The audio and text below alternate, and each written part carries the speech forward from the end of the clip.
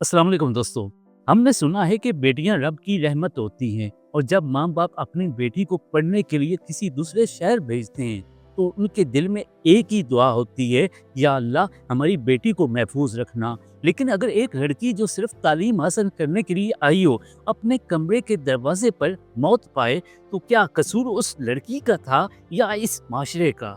आज की कहानी किसी सेलिब्रिटी की नहीं, ये किसी टिकटॉकर की कहानी नहीं, ये एक आम लड़की का केस है। ईमान अफरोज।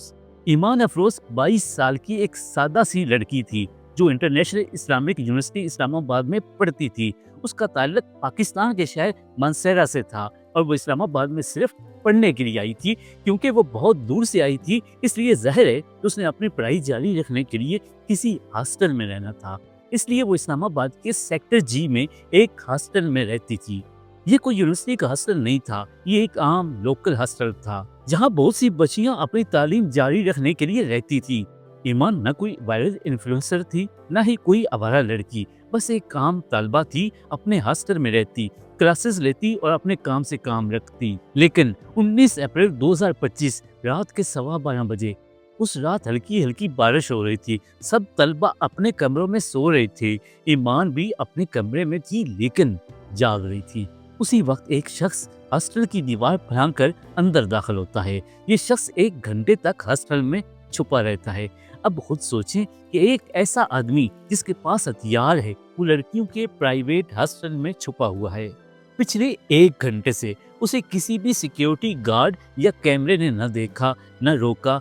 ये कितना खतरनाक है कि किसी के कमरे में घुसना, चोरी करना, मार देना और वहां से फरार हो जाना। क्योंकि वहां भी सिक्योरिटी सिर्फ नाम की थी, बस कैमरे लगे हुए थे लेकिन वो भी एक्टिव नहीं थे। ईमान अपने कमरे से बाहर 1:30 बजे बारिश देखने के लिए निकलती है और जैसे ही वो बाहर कदम रखती है, ये एक अनजान लड़का उसके सामने आ खड़ा होता है। ईमान उसे देखकर चीखने लगती है और वापस अपने कमरे की तरफ दौड़ती है। इसी दौरान वो लड़का भी उसके पीछे कमरे की तरफ दौड़ता है, उसके कमरे में घुस जाता है और वहाँ पे मौजूद दूसरी 2 से 3 लड़कियां भी शोर मचाने लग जाती हैं। लेकिन ये शख्स उन तीनों लड़कियों को पिस्तौल दिखाकर डराता है, लेकिन बाकी लड़कियां तो चुप हो जाती हैं। लेकिन ईमान चुप न हुई, शोर मचाती रही। उसके अंदर खौफ दाखिल हो चुका था।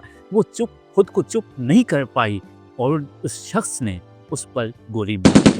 ये गोली ईमान के पीठ पर लगी, यानी हमला करने वाले ने ईमान का चेहरा तक नहीं देखा, बस गोली चलाई और वो जमीन पर गिर गई। ये वाकया होती हॉस्टल में शोर मच गया। ईमान को फौरी तौर पर ट्रीटली अस्पताल तो ले जाया गया, लेकिन चूंकि गोली बहुत करीब से मारी गई थी, इसलिए उसका बचना नामुमकिन था।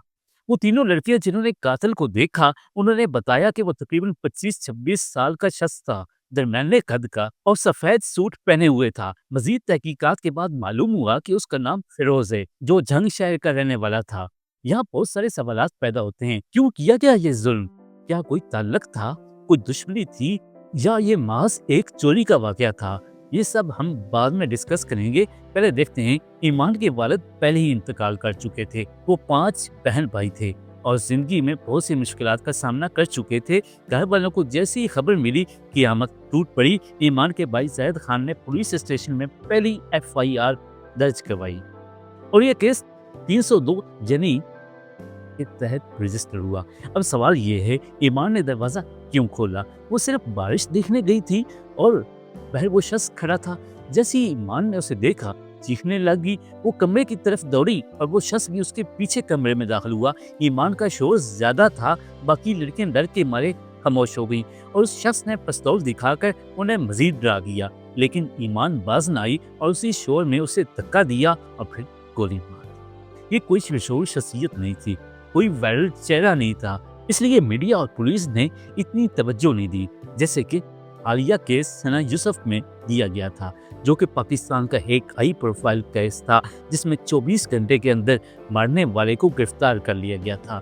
सना यूसुफ के केस के बारे में मैंने ये वीडियो बना रखी है, इसको भी जाके देख लीजिएगा। लेकिन ईमान के केस में ऐसा ना हो सका। ये केस हुए 2 महीने गुजर चुके थे और फिरोज आज़ाद घूम रहा था। जब सोशल मीडिया पर कुछ लोगों ने आवाज उठाई, तब जाकर इस केस पर कुछ तवज्जो दी गई। पुलिस पर भी सवालिया निशान लगा कि अगर सना यूसुफ जैसे केस में इतनी जल्दी एक्शन लिया जा सकता है, तो यहाँ کیوں نہیں؟ حالانکہ یہ کیس اس سے پہلے کا تھا۔ آخرکار 1.5 سے 2 مہینے کے بعد اس شخص کو گرفتار کر لیا گیا۔ مزید تحقیقات سے پتہ چلا کہ اس پر پہلے سے بھی کئی سنگین نوعیت کے اور موٹر سائیکل چوری کے کیس بھی تھے، یعنی وہ پہلے سے ہی ایک مجرم تھا۔ ایمان کے گھر والوں نے صرف رویا نہیں، آواز بھی بلند کی، احتجاج کیا، پریس کلب کے سامنے مارچ کیا اور صرف ایک سوال کیا: ہماری بیٹیاں محفوظ کہاں ہیں؟ نہ ہاسٹل میں، نہ اسکول میں، نہ ہی گھر میں۔ ہاسٹل کی مینجمنٹ نے بھی خاموشی اختیار کی اور کہا کہ اگر کسی نے آواز اٹھائی تو اس کے خلاف کارروائی ہوگی۔